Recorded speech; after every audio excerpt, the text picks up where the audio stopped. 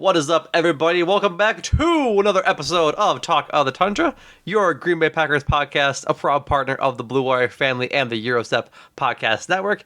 As always, I am your host, Numac, coming at you with another preview pod for the Packers facing off against the Detroit Lions. The formidable Detroit Lions. Not your grandpa's Detroit Lions. Not your father's Detroit Lions. This is the Dan Campbell Detroit Lions coming into Lambeau Field on Thursday Night Football. And joining me today is my lovely co-host, Jordan Chesky. Jordan, how you doing, buddy? Doing good, doing good. I am never been this excited for a Packers-Lions game in my entire life. Your entire life. You've had approximately 60 of these games. I'm trying to think of the next one that would, maybe a Thanksgiving one, because that is like a thing. Yeah. But that's it. But this regardless, is a big game. this is a big game. Big game. Big game. I guess we weren't so excited for week 18 of last year because it just felt bad at that point with how bad the season had gone. It was one of those things where they should not have been in this position in the first place, but yet here we were. Right, exactly. I think the point being is that this is now a good Lions team where they probably should have the upper hand in this game. Not something we haven't seen in 2 decades in the Packers-Lions rivalry. But before we get into that, we have some cheeses to hand out because of course we do, since the Packers came back from a 17-0 deficit against the New Orleans Saints last Sunday. Came back, beat them 18-17 behind the strong arm of a Jordan Love, who gets our first cheese today, as we talked about on Sunday. 22 of 44, 259 yards, 1 touchdown throwing, and 1 with his feet.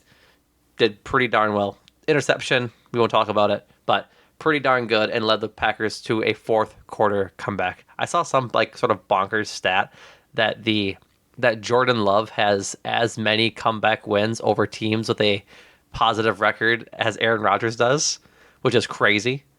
Absolutely crazy. That's wild. Yeah. So that framing of statistics is dumb, but it's fun. It's fun to think about. The next cheese goes to the man who got the game ball in the locker room from Coach Matt LaFleur, is Rashawn Gary. 3 tackles, all of which being sacks.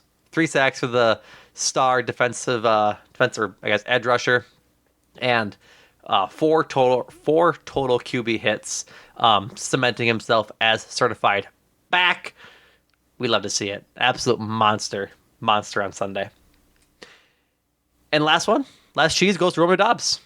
Romeo Doubs catching the game go-ahead touchdown on in the fourth quarter. 5 catches, 73 yards, and the touchdown with a long of 30. So pretty good day for those 3 guys, I'd say, especially with their importance in the fourth quarter.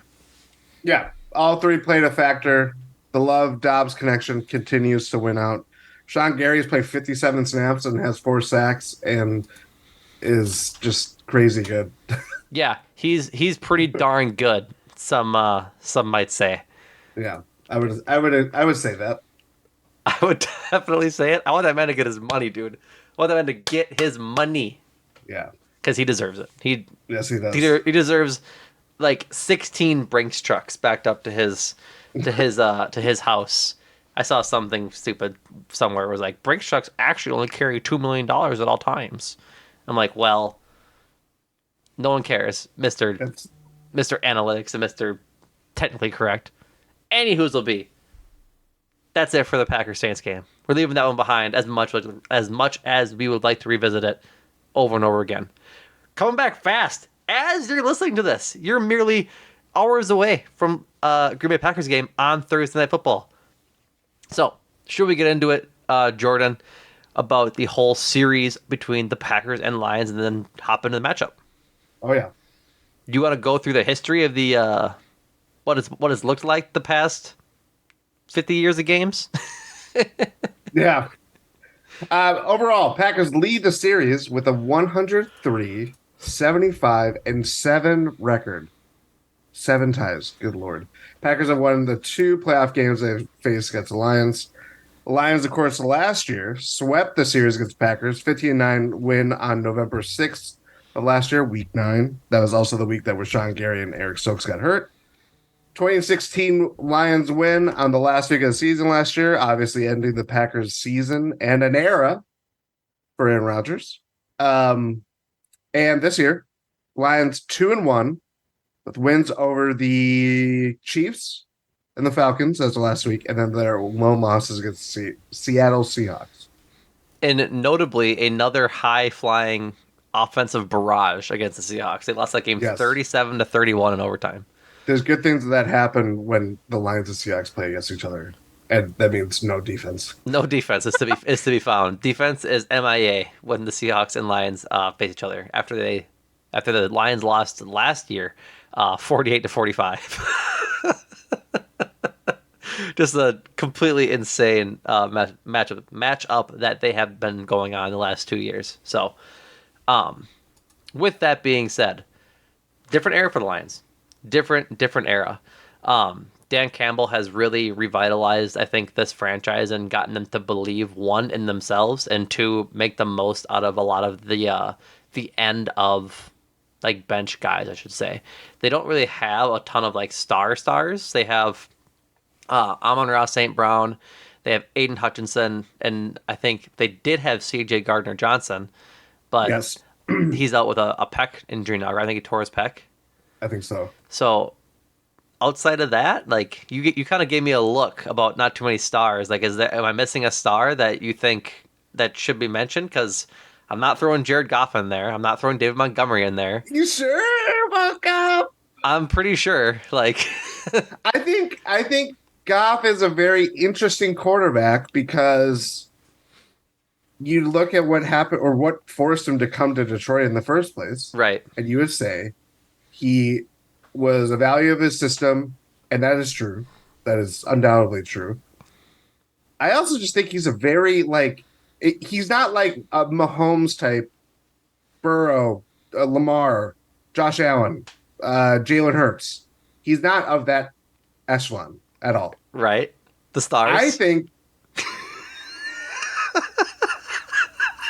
I'm just saying. I don't think it's out of the question. He also went to a Super Bowl. He did.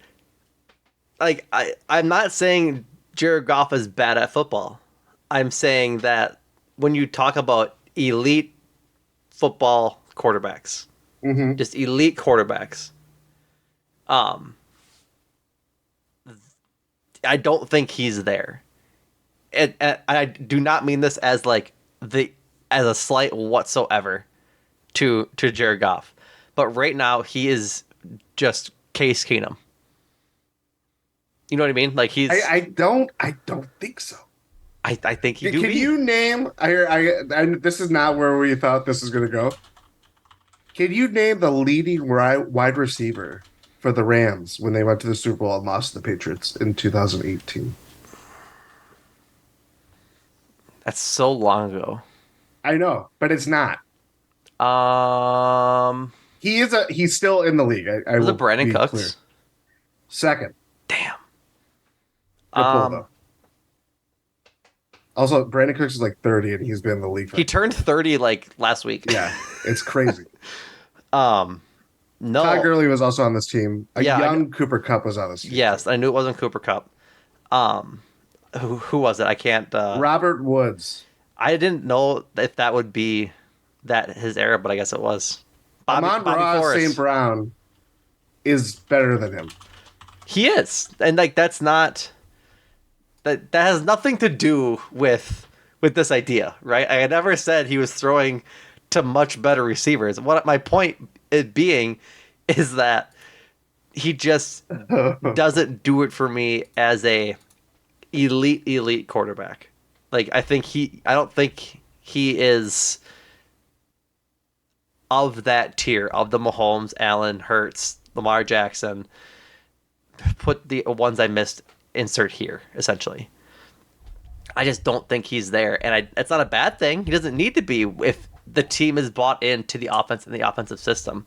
I'm trying to scramble as I go back through the game, the 2017 season for the Minnesota Vikings to see if I can find his average depth of target.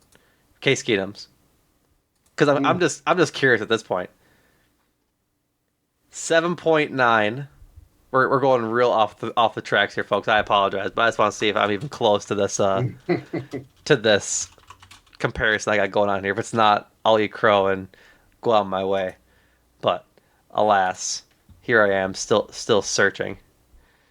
Average depth of target this year is also 7.9. Okay. Well, I just Like- don't think he's KCU. Right, and that the point being is that like Yes. he's not a dynamic quarterback that's really going to make you pay for these like critical mistakes in the secondary or with his feet. Right, he is a pocket passer who is doing very well in a system implemented to be just for him. Like that's what he had in LA with Sean McVay, and Sean McVay's system didn't work with Goff. Like Goff, I think. Or it reached a limit. McVay inherit Goff, or was Goff drafted by McVay? He was inherited because it was Jeff Fisher. Right. Okay. So then McVay's system was I can't think of the word, was molded to get into for Jared Goff, and ultimately wasn't enough for the system, right? Because that's why they traded him for Stafford and went on to win a Super Bowl with it. Now, Dan Campbell has figured out an offense with that coaching staff to put Jared Goff, Amon-Ra St. Brown, now Jahmyr Gibbs and David Montgomery to work. And Sam Laporta. Now, to where it's a good functioning offense just with him. Like, Yeah. I don't think he's a dink and dunk passer, but I think that there's a lot of that mixed in, and I think they utilize him in a similar way as the Vikings did Case Keenum back when they made their run. Fair. That's all I'm saying. So, to get all the way back to the point, they don't have a lot of stars. Like, No, they're star players. They have a lot of really good players. They have a lot of really good players. Like, it's a sum of its parts team. It's not a team that has one really good player or two really good star players that are going to carry the sides of the offense or the sides of the ball that they're on. They've got talent throughout. They're just deep, is what I guess we're trying to get to here. Dave Montgomery is questionable. We talked about for the run game, but Jahmyr Gibbs looks like to be a dynamic running back, depending on if they even want to use him as a running back at this point, because it took Dave Montgomery getting hurt for him to get like just a lot of work in last week's game against the Falcons. So, but that's, I guess, the plight of being a rookie. We'll see how it goes. But yeah, this is a new look Detroit Lions team that has a lot of buy-in from their players to this coaching staff under Dan Campbell. Yeah, and it's a good from where they are. I think part of it is obviously having a guy that like Dan Campbell to bring together a team that last year they went on this crazy run, had one of the best Lions seasons in a long time. And then slowly but surely you have the big chips like Aiden Hutchinson. He's a second overall pick. Revitalizing Jared Goff, whether he's a star or not, they have revitalized him. Obviously, they have complemented him with a lot of weapons over the last couple of years. Mm-hmm. They've been healthy on the line. Another high overall pick, Penei Sewell, has been like legit. He's if he isn't all pro, he's near that level. Yeah, I think a lot of it is just a lot of things coming together at the right time, synergy in that way. But I think the whole point that I was trying to get at is that yes, they may not have like stars yet. There's a couple guys on this team, like Aiden Hutchinson, like Penei Sewell, that are getting to that level. Oh yeah, that we will talk about for the next 10 years of like that guy's going to give us headaches. Yeah, no doubt about it. Like, but yeah, we have to get there first. Was like, you are saying looking at the future. I'm looking right now, and looking at like the last year and a half of Lions football, to where they have been just a talented team, just not a star-struck team, essentially. Yeah. Yes. Before we keep getting into the matchup and keep talking players in general, let's go through the injury report. Packers have a couple guys already confirmed out. David Bakhtiari is the biggest one of those. He's out another game, which I guess gives more credence to the fact that his knee is just not the way he wants it to be, and it's probably never going to be, as we've said ad nauseum the last few weeks. Um, Zane Anderson is also out. I'd imagine he's probably on his last days as a Packer, because I would imagine if he's out, Patrick Taylor will get a call up, which means they'd have to sign him to a contract. Devondre Campbell also out with an ankle injury. I should say Zane Anderson's out with a hamstring. Devondre Campbell out with his ankle that he injured on Sunday. Elton Jenkins is out with his knee. They have not put him on IR, which means he could be back possibly this next game after the Lions game. And those are the 4 outs right now. Questionable is Christian Watson, Carrington Valentine, the cornerback, Zach Tom, who injured his knee late against the Saints. Aaron Jones with his hamstring is questionable, and Jair with his back injury is also questionable. All of the questionable people were limited participants in practice on Wednesday, so that is notable. And then, Rashawn Gary does not have a game status, even though he was on the injury report with his still knee injury. So, for the Lions, out for them is, holy moly, I didn't know how to pronounce this last name, or this name in general. We'll get to it in a second. Do you have it? Because I will stumble my way through this. I'm looking up right now. Is it the guard? It is the guard. But first and foremost, Jason Kabinda, their fullback, is out with a knee injury, along with Matt Nelson, their tackle, out with a knee injury, or out with an ankle injury. And I'm going to say to the wind with your pronunciations there, Jordan. I'm going to go for it. Halapuli Livati Vaitai, guard for the Lions, is out with a knee injury.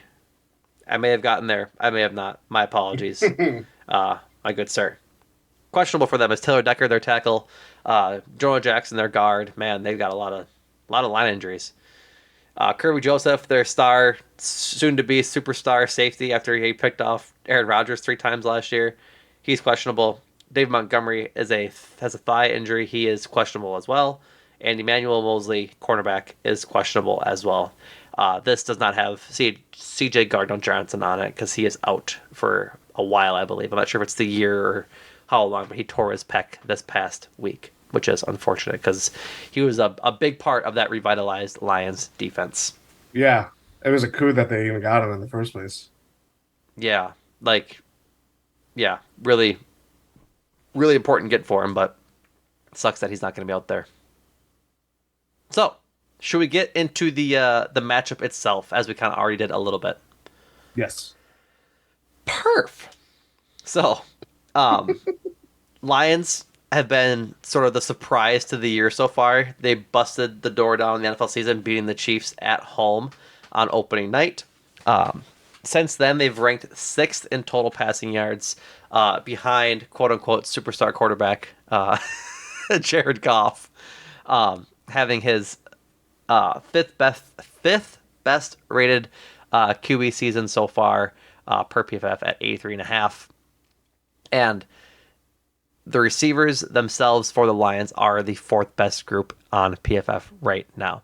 I think it's worth talking about that receiving group. It's filled with Amon-Ra St. Brown, Josh Reynolds, Marvin Jones a little bit, but I think the biggest talking point and the newest talking point for the Lions is Sam Laporta. He has been doing pretty well. He's a rookie out of Iowa, I believe, if I'm not mistaken.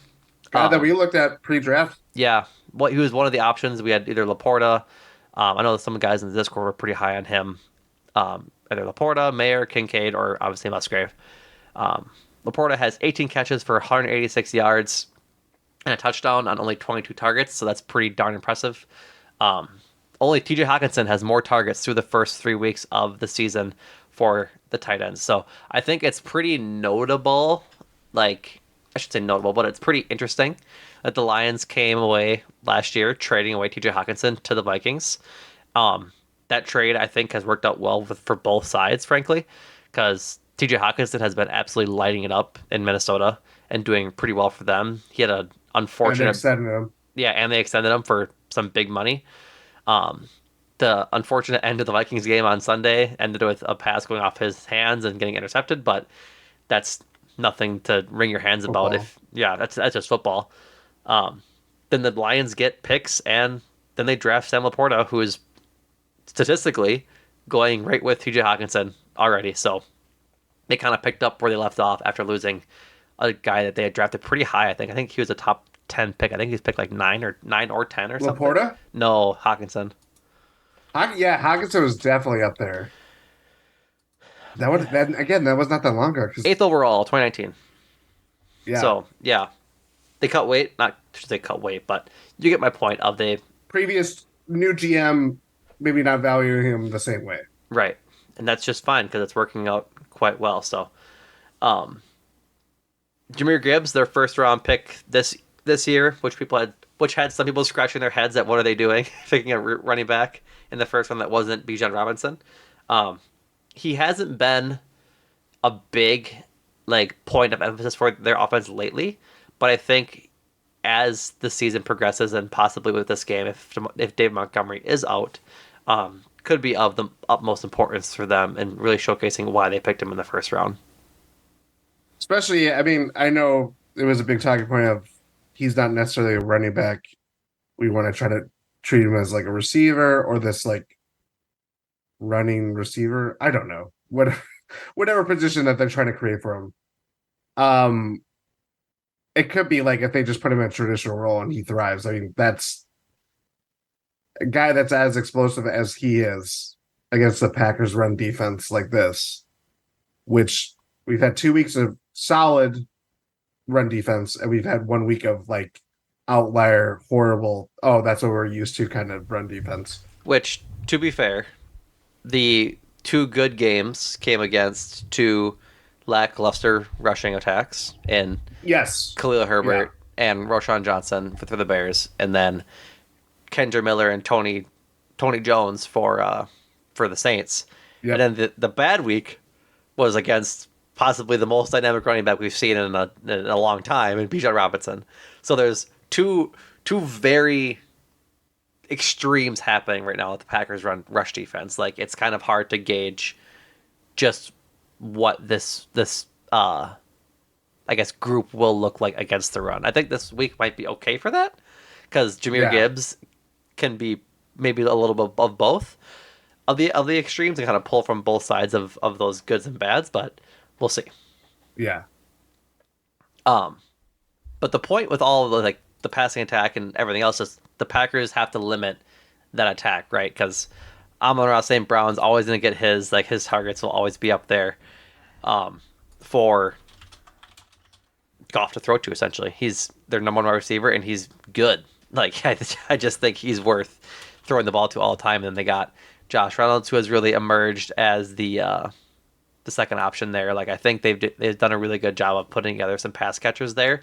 I mean, you can throw Khalif Raymond in there if you really want to, and Marvin Jones Jr. if you really want to. I don't know why they would. I think he had a pretty poor week one. Hasn't really gotten a whole lot of work since, but they got some pass catchers there, and they got an offense that clicks. So if Jair is healthy, he's going to be needed for sure, just against Amon-Ra St. Brown, regardless. Yeah, it's not even just Jair. It's Carrington Valentine, the entire secondary. They just have to step up and somehow limit this group of pass catchers for the Lions. Biggest point for me is like, okay, you're without Devondre Campbell. That puts a lot more pressure on Quay Walker to do a lot of different things at a lot of different times. And he's up for it because he is just really good. Right. But now we're getting into Isaiah McDuffie. He's going to get a lion's share of snaps, pardon the pun. Eric Wilson's probably going to get out there too. Are they going to... Is that it for the linebacker depth? You said Eric Wilson. Anybody, I think you said Eric Wilson. You said Isaiah McDuffie. I think that's it. Yeah, that probably is pretty close to it. Unless if they have a practice squad guy that they maybe Pulling elevate. up the depth chart quick. I guess you wouldn't really call JJ Enagbari a true linebacker. No. He's more of an edge rusher. Yeah, that's it. Don't play like that. No, not too much. No. I think ultimately, like, you have the big play guys there. You just have a full complement of guys that can really beat you in a lot of ways. And that just puts a lot of pressure on a lot of guys. And we knew going into the season, especially without Eric Stokes and the fact that we haven't really heard anything about it, doesn't is Well, that there's not really a point to hearing about it because he's still on the PUP he's list. still on the pup, that's So true. like Yeah, he can't even like really be truthfully talked about until after this game. yeah, that's very true. But I think this is of all the games so far, this is definitely the one where it's like having such a thin secondary. And Darnell Savage, I'm rambling here. Darnell Savage has been very good. Rudy Ford has been kind of meh. Knock on wood for Donald Savage. Yes. It's just like now you're going to have to rely on guys that have been good at times, but consistency has been an issue. Mm-hmm. And then it's against the Lions team that their passing attack is for.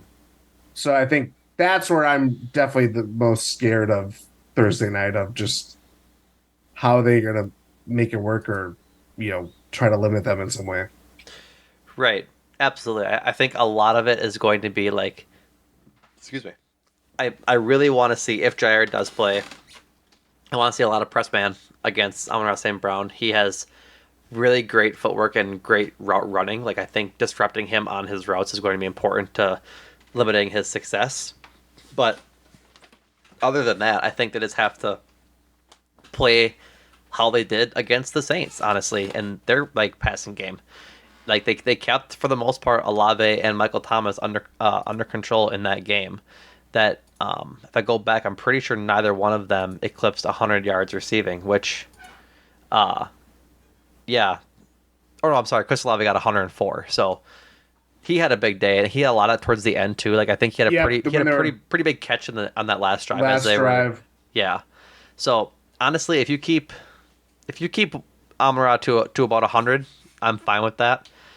But I think limiting his catches in the first place will be big because he'll get targets all day long if he gets free breaks on his routes and things like that, especially over the middle and that slant game because they do like to work the middle of the field with Amara. That's where he gets a lot of his work. So, Jordan, you mentioned pre-pod that you're afraid of this Lions team, that you're worried and afraid about this game. I guess is this passing attack a big part of that? Yes, I'm very worried. I think just the fact that they have been clicking on all cylinders.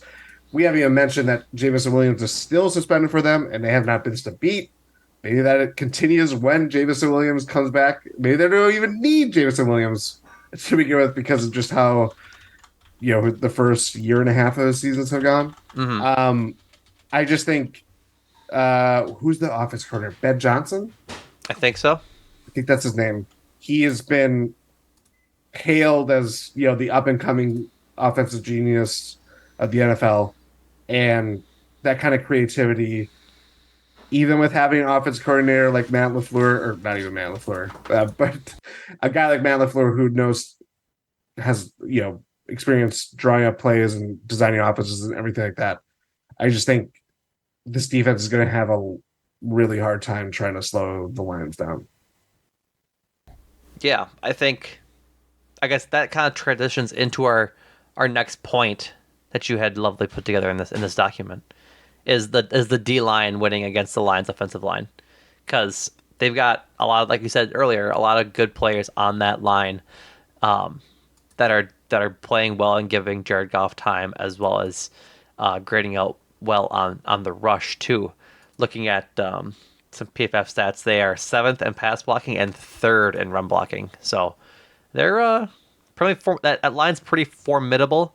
I'd say I don't want to say too outlandishly because I don't want to misspeak in case I am, but seemingly on the line or on the same tier as the Packers offensive line when it comes to just being a staple of this offense and why it's succeeding so much. I'm trying to find the stat quick. I want to see how many times Jared Goff has been sacked, just because I'm curious now. 3 times. 3 times, so that's what, 2 more times, or Jordan As Love many as Love. as many as Love. So I guess that's proof in the pudding right there. I'm trying to. I think we talked. I think a lot of this is going to be similar each week, but not that.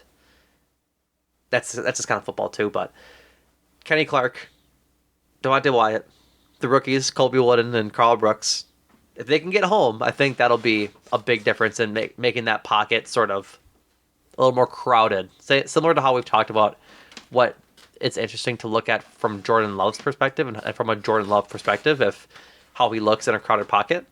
If we can crowd the pocket versus Jared Goff, I think we'll be in a pretty great place because we've just seen him do it before where if the pocket's a little crowded, he starts to make some mistakes and rushes throws. Yeah, I think the Lions, looking up just, their snap counts and everything like that. Lions O-line has been banged up this season. But on like the left side of it has been Penny Sewell, Holovata, whatever that name is, Frank Ragnow, who's their center.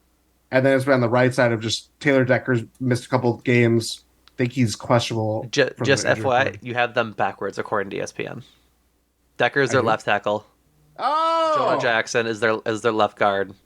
Sewell and I want to make sure is Penny Sewell right tackle? I thought he was the left. According to ESPN's depth chart. Really? That's what they have him as. I wish. Okay, I'm gonna take the second here and pronounce this right guard's name right because I feel like a dickhead. Halapuli Vitae. There you go. There we go. So, Vitae is the right guard. Sewell is the right tackle. Go on with your point. They've been a little bit belabored and a little bit injured this year. A little bit belabored, but if you look at pass blocking metrics, run blocking metrics, obviously courtesy of PFF, both really good. Like they have not missed a beat with the injuries that they've had or having to swap guys. They've are very similar to the Packers in that way that they have guys that can step up. The other thing about trying to pressure the Lions is that Packers, yes, Rashawn Gary had a 3-sack performance, was huge in that way. If you looked at like total pressures, I believe it was 13 for the game, which is not a lot. It was just that when the Packers got, hurried Jameis Winston or Derek Carr, you pretty much got there. So they were just very efficient in their chances to get there. I think that for me it's how we talked about the Saints last week, where it's like, this is a good defense. They don't necessarily blitz a lot or send a lot of guys or whatever. But when they do, they get home. That's how they've been really disruptive defensively, all that stuff. I just think that kind of makes for an interesting push-pull of like, who's just basically going to have the worst day between this set of position groups or the edge rushers for the Packers / interior DU line, or is it going to be obviously the Lions offensive line? Yeah, I think I have my two players I have for later, so I'm glad I picked those already. So we'll see that way. But yeah, I think Devontae Wyatt has a sack this year. I think he won against 1.5 from the Bears. Yep. This would be a game. Yeah, it would be. It'd be a really good game for him to show out and not have a standout performance where it's like a coming out performance where like, hi, I'm Devontae Wyatt, I'm playing national TV. Here's my 3-sack performance kind of night. Not that he needs it, but it'd be cool. It'd be really helpful to the success of them in the game, I think. Yeah. So, anything else on the line? Just the lines in general. I think getting a lot of push from the edge rushers in general is just going to be important between Preston, Enigbare, and Rashawn is going to be pretty critical to counter the other sides, the Lions pass rush. Yeah, Kenny Clark too. This could be a big Kenny Clark game if it's all. I think too. It's like where guys line up. Yeah, getting different movements, or if they kind of do what they were showing in the Bears game, where they're pulling out stunts and guys are, hitting different angles to pressure the quarterback. Maybe that happens, given that Jared Goff is not necessarily a running threat by any means. Mm-hmm. But ultimately, it matters just getting home, and we'll see. Oh, for sure, yeah. Like getting home is first and foremost the name of the game on defense right now, and like you said, only 13 pressures for the Packers last week against the Saints. So if they can get that more and make Goff's life a little harder, then I think it'd be a much better result than a 18-point comeback in the fourth quarter. Yeah. So, moving on. Offensive wise, for the Packers offense, Aaron Jones, questionable. Maybe he plays, maybe he doesn't. I think he was close on Sunday. Frankly, I don't. That's not me knowing having any insider knowledge, but it made it seem like all the reports that it was a pretty close decision. If they can get their run game back, like the offense, I know we both get wide eyed at the idea of them being able to run the ball this year so far, and if they can get it back, I think you put it perfectly in our notes. It looms over the entire discussion if Aaron Jones plays or not. Because if he does, I think this offense has a chance to really open up their entire playbook and start wheeling and dealing a little more than they have, similar to week 1 against the Bears. If not, then it might be tough sledding again. You might see a lot more Patrick Taylor. Yes. And obviously, if Patrick Taylor comes or plays, he'd have to He's be on the elevated to roster, right? Yeah. Which puts my king Emmanuel Wilson's life in a bit of wariness. Does it? I don't know. I think it might. I think Zane Anderson goes before Emmanuel Wilson does, but I think if they have 4 running backs on the roster, they might look to change some stuff up. Are you assuming this is if Jones plays? Yeah. I think regardless, like once they're all healthy, like I don't think 4 running backs is necessarily the move, which you know what I mean. Like I think this is where the problem lies, because he's not getting a lot of run is the thing. No. It would be even interesting to see if he's on the special teams because I haven't seen him much. I'll look that up after my point. I just think maybe if Aaron Jones comes back, that gives them some time to, especially after this week, they have extra days, reevaluate what their running back depth will be, all that kind of thing. But if Aaron Jones doesn't play, obviously they're going to need Patrick Taylor, Manning Wilson, AJ Dillon to do anything. Mm-hmm. I don't know. It's a tough spot to be, but if Aaron Jones does play, it would be helped by the fact that they don't necessarily need to bring up Taylor, even though he's played his part. That's what you need. Right.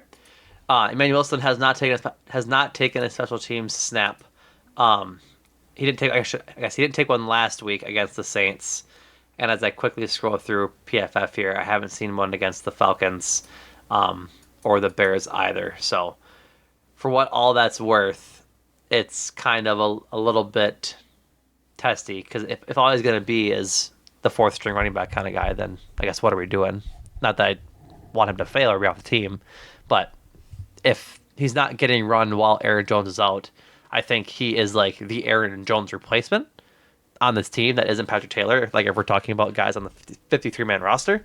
So it's just interesting to me that like you kept him on the team. Maybe it was just to keep him for next year kind of thing, but if Aaron Jones goes out, why not have him as the 1-2 punch with AJ Dillon rather than Patrick Taylor? Like, why would you keep him at that point if that wasn't the plan? You know what I mean? Like, it just kind of it's kind of confusing. It's not that I want Emmanuel Wilson to succeed. I do. You guys know this, but to go from the 53-man roster is including Aaron Jones, AJ Dillon, and Emmanuel Wilson, not Patrick Taylor. He's on the practice squad. Aaron Jones goes down, gets hurt. Week 2, they elevate Patrick Taylor.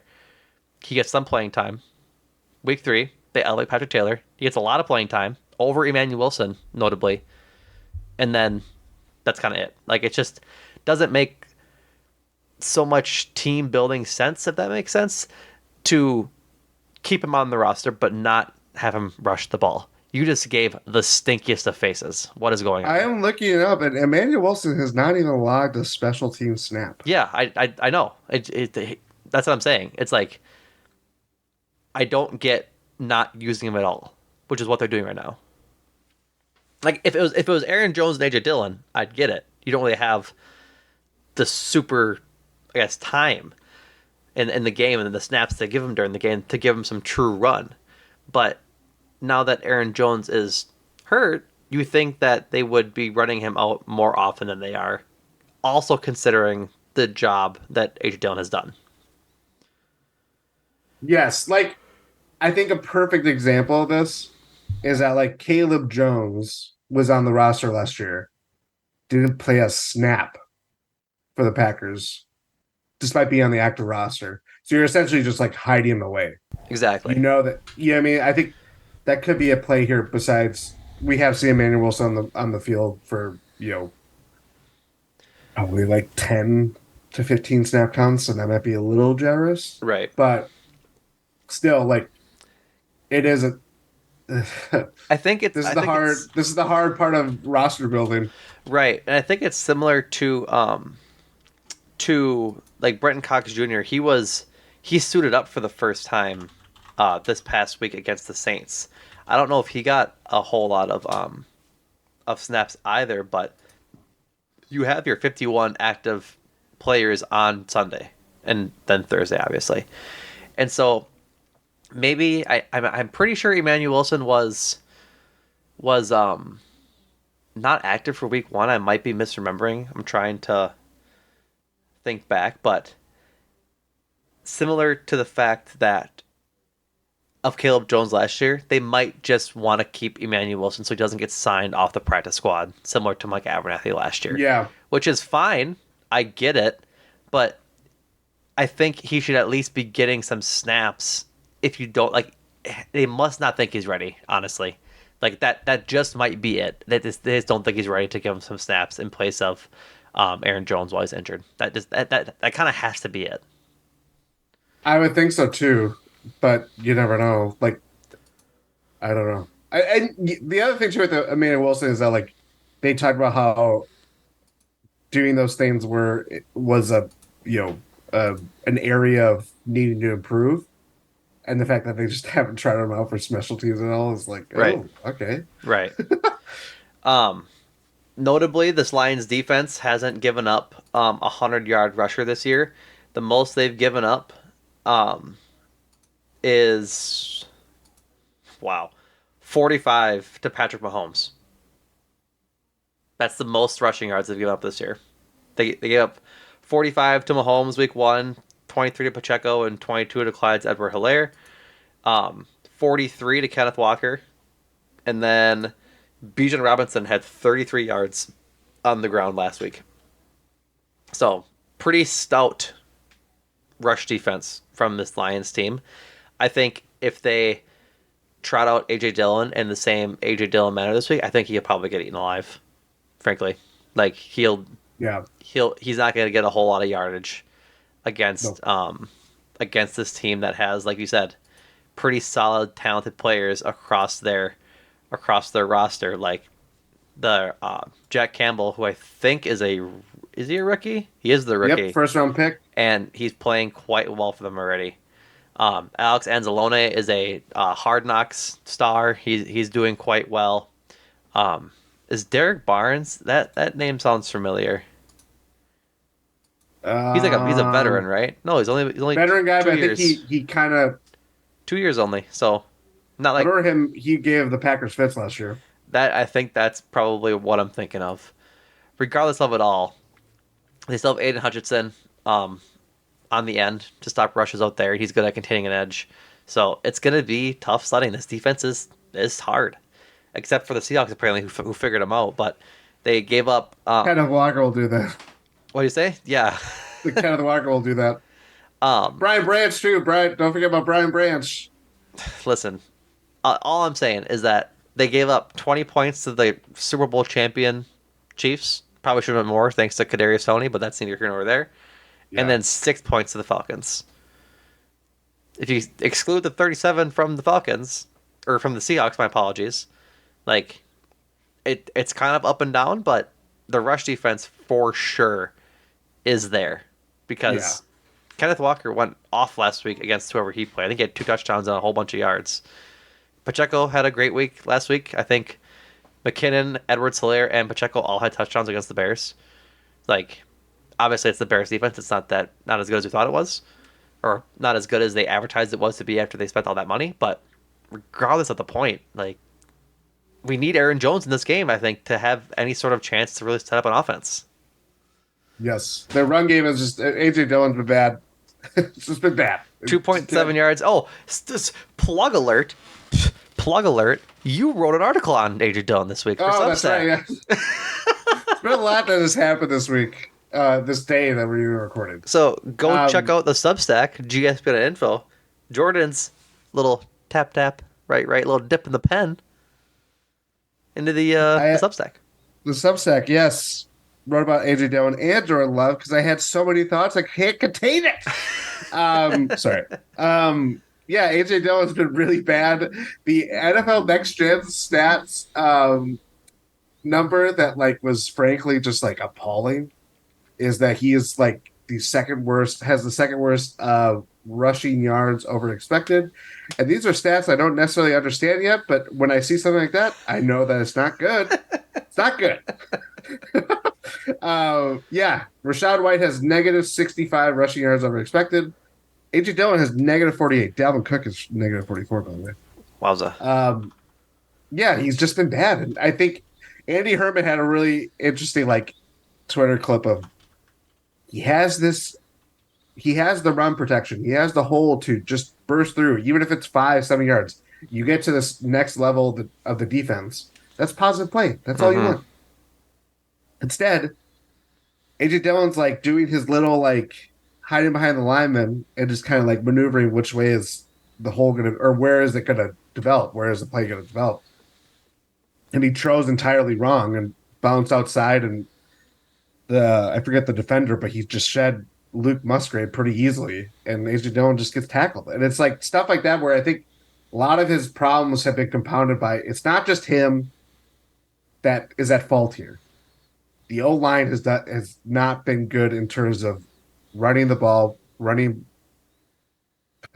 putting together sizable holes for AJ Dillon to just be productive.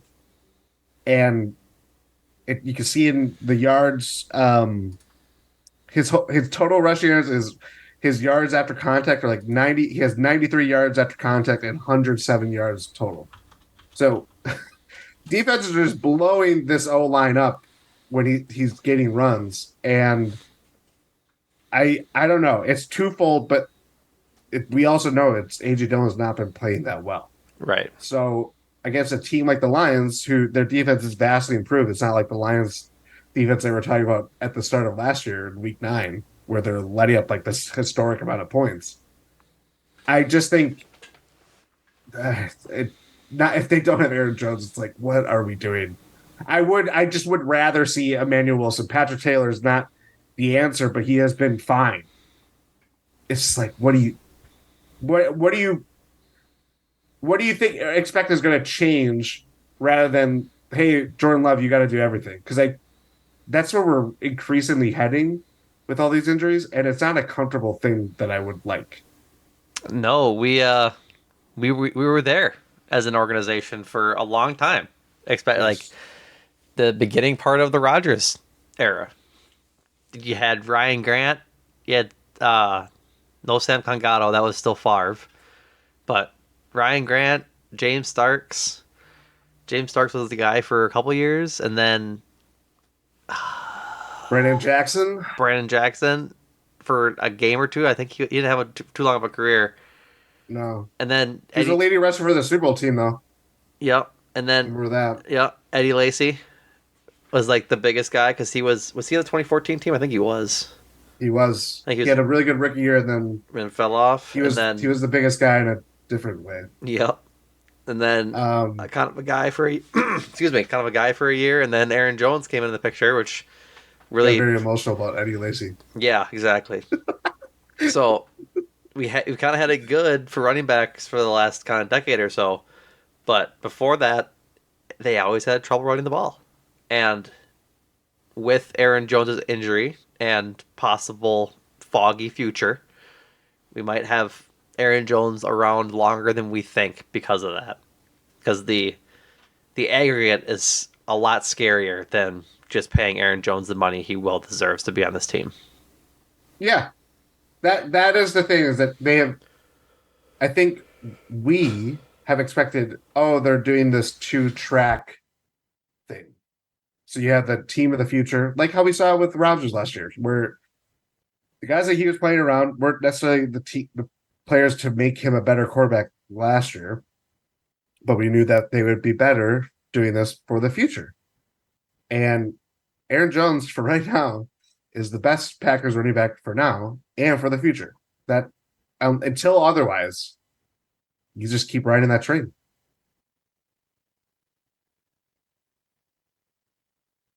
You mean to Pretty much. Pretty much.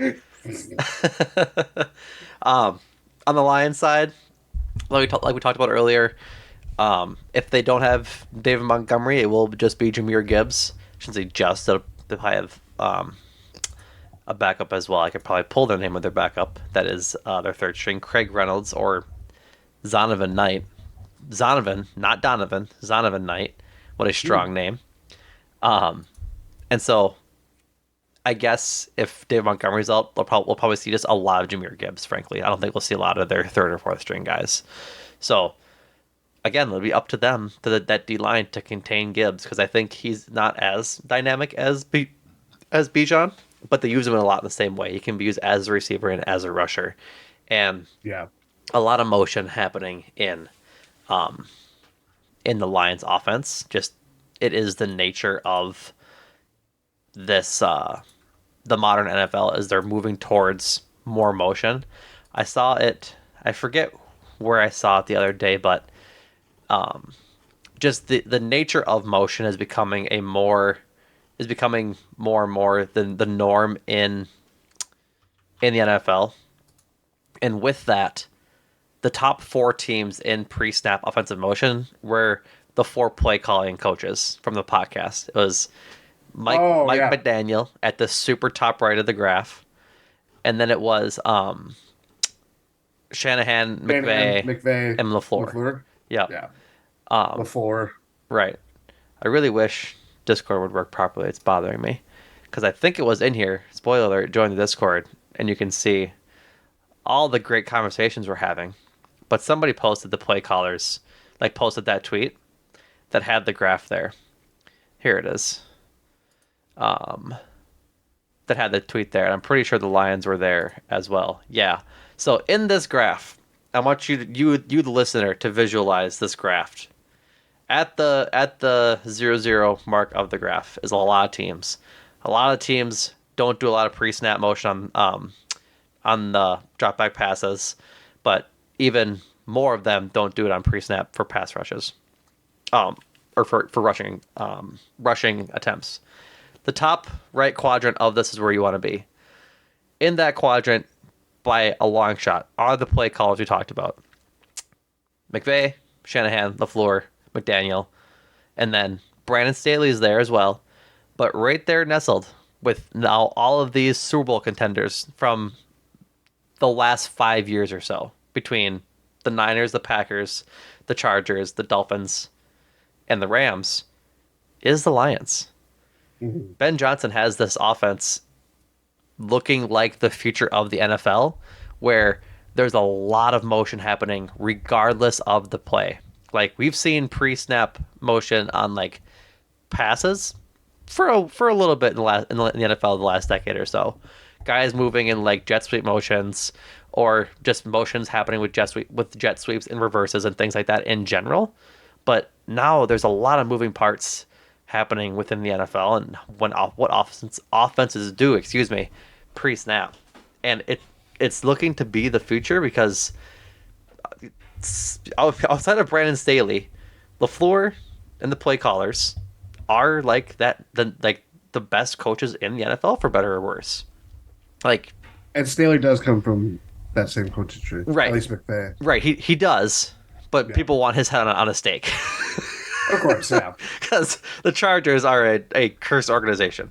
Yes. And so he has some significant blame in it, but we're saying, this is the future of the NFL. The Lions are buying into this analytical mindset that the NFL is moving towards, and becoming a high-powered offense, using pre-snap motion, using the speed that they have with Amon-Ra St. Brown and Jahmyr Gibbs to really get the defensive looks out there for Jared Goff so he can see what he's throwing against and have success, which is why he might be on his way to superstardom, Jordan. I would agree with that point. I'm glad you brought that up. Yeah, I mean, I just think this is a very modern NFL offense that is really efficient. They from being a very like getting these elite players, but having them to do the work, like a Calvin Johnson, Barry Sanders from a long time ago. Matthew Stafford was a first overall pick. It's like they just haven't been. It's really been like one or two guys at the same time, if anything. Now you have like, you don't necessarily have like a Hall of Famer, but you just have really good players around them, and that's what we see. I don't know, Right. And they're the biggest threat to the Packers in the division. They are. At the Vikings are 0-3, the Bears are 0-3. I saw that there's 2 games of 0-3 this weekend, like where both teams are 0-3. The Vikings face off against the Panthers, and the Bears face off against the Broncos. And it's just, whoo-wee. That's some football, baby. Yeah. Anything else, Jordan? Anything else you want to talk about the matchup, about the players, or should we get into players to watch and our score predictions? We didn't even really talk about Amon-Ra St. Brown. We just know that he's a big threat, and that His big threat has killed the Packers too. yeah, just has great hands, great route runner. It is just a great receiver. 21, Honestly, I think. Sorry, you go. 21 catches, 275 yards, and a touchdown through 3 weeks of football. I think anything that I would probably cover would be on matchups because I think there's a lot of good matchups in this game. Yeah, I think if Jair plays, Jair or versus Amon-Ra would be a great matchup. I think if it's interesting to see who they're gonna throw on Sam Laporta. Sam Laporta's big, 6'4", 250. Like We've seen a lot of Rezul on tight ends. I think that might be the best way to go. Honestly, they don't really have anybody else to put on him. That's just it. Like you could try and put Darnell on him, but he's had a good year. But I'm not really willing to take that risk yet. Yeah. So, alrighty. Score predictions, or I'm sorry, players to watch. I believe it is your turn to go first. Give us one. Of each, right? Yep, one on each team. But give us one of your one right now. One of your two right now. I'm gonna do it's the one that just popped up on my mind as we're talking. Probably not one that a lot of people are gonna be talking about going into the game. Sheed Walker. Okay. That's Aiden Hutchinson is gonna be your primary assignment. I think if Zach Tom doesn't play, yes. Are you insinuating that he would be right tackle? I'm insinuating that they will line up if Tom plays. Tom would be right tackle, and they wouldn't throw Hutchinson there. They'd throw him on Rasheed Walker. I think if Yash plays, they throw Hutchinson on Yash. That's my thinking of it. But I still think your player to watch is a good one because I'm hoping Zach Tom plays. Okay. Because I just think you can think otherwise. I'm just saying, I would if I was a coach. I'm throwing my best defensive player at Yash, not Rasheed Walker. After we saw how Rasheed Walker performed last week and against the Falcons. Fair. I might be changing my pick then. Okay. Do you want me to go and you can revise possibly? Okay. My pick, I'm gonna go my Packer first too, is Rashawn Gary. Okay. Another big week from him would be crucial. I guess isn't crucial, but would be welcomed to getting home to Jared Goff, and maybe a strip sack was in there. Who could say? maybe forcing a fumble. Who could say? But I think just getting home and continuing the dominance he had against the Saints would be huge for his season in general, and would go a long way into making Goff uncomfortable in the pocket. I would certainly love to see Rashawn Gary just wreak havoc. Me too.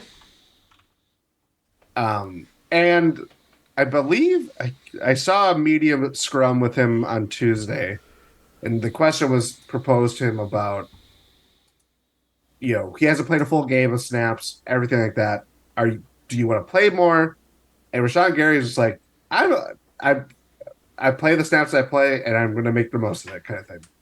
I think that's just a perfect sentiment to have because it hasn't deterred him from making an impact, even if he's not playing, more than half the snaps. Or it was probably closer to half the snaps this or last week.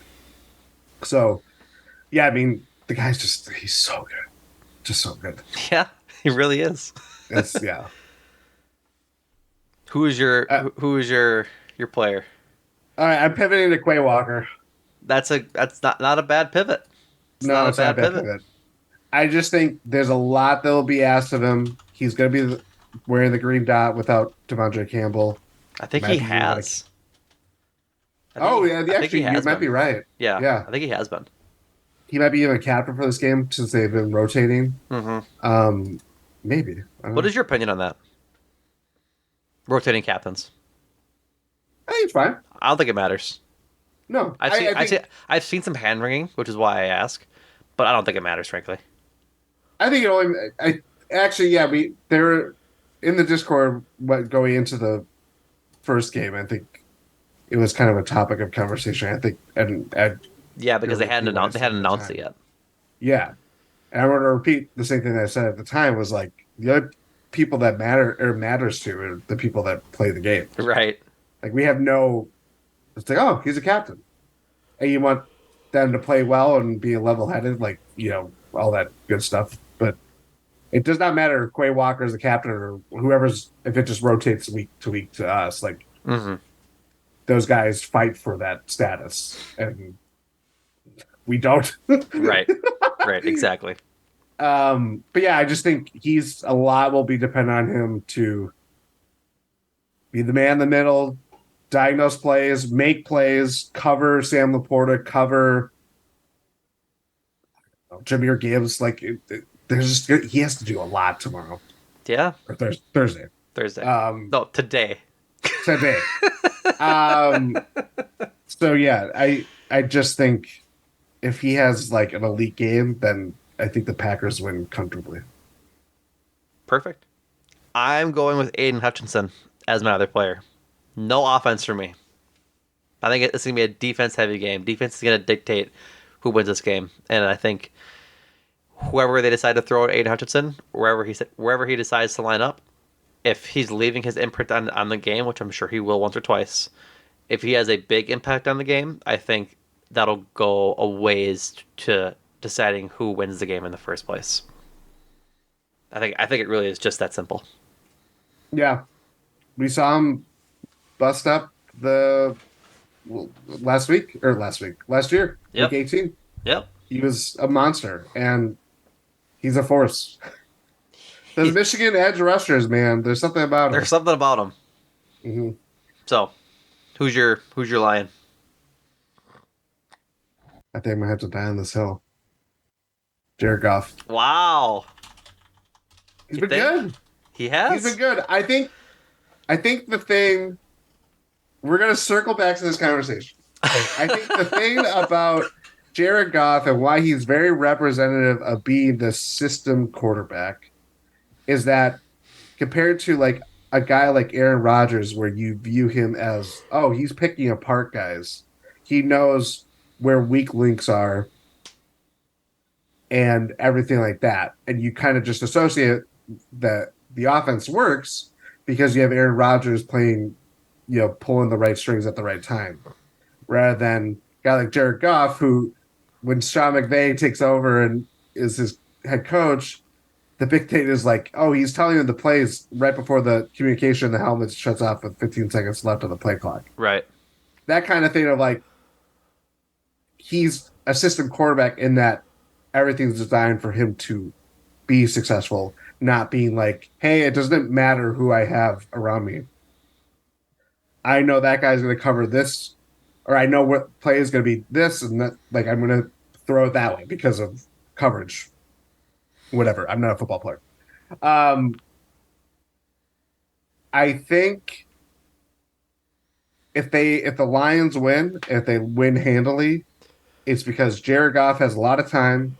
He does the things that we don't know, normally associate with Jared Goff, and again, he's having a really good season. He's been he has been a significant reason why the Lions have been a changed team since whatever week it was. Basically, probably when they played the Packers in Week 9 last year.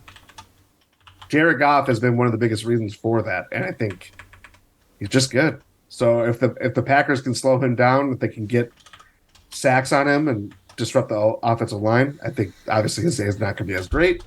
But yeah, he's kind of he'll always be this bellwether kind of guy in a lot of ways because he's just Jared Goff.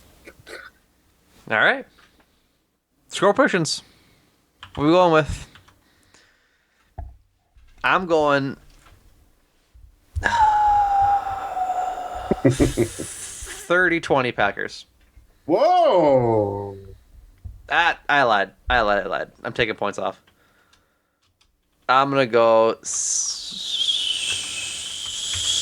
I don't know. It's Thursday, so I think 27-17. Taking 3 points off each side. Because it's Thursday. And the offense on Thursdays has been bad. Incredible reasoning. Has it been that bad? It hasn't been good. 49ers beat the crap out of the Giants last week. Yeah, the Giants stink. They do. You were right on that. You're right on that so far. Yeah, they aren't good. No, they're not. They're really bad. 27-17 Packers, obviously. Is what I said. I hate to play this. I know. I think we're going to be really disappointed when we record. Listen, that just might be the case. 31. I'm also factoring in the fact that I think it's not going to be one of... I don't think we see both of Aaron Jones and Christian Watson. I think we see one or the other. Be cool if we did. It would be very cool. We didn't talk about Christian Watson at all, so already at the end. So, Christian Watson plays, super hype. If he doesn't, super dumb. Both players were, before I give my score prediction, both players during media scrums this week were both like, yeah, they're going to play. Romeo Dobbs even said that we're going to have number 33, Aaron Jones. Matt LaFleur, of course, poured cold water over that when he met with reporters right after.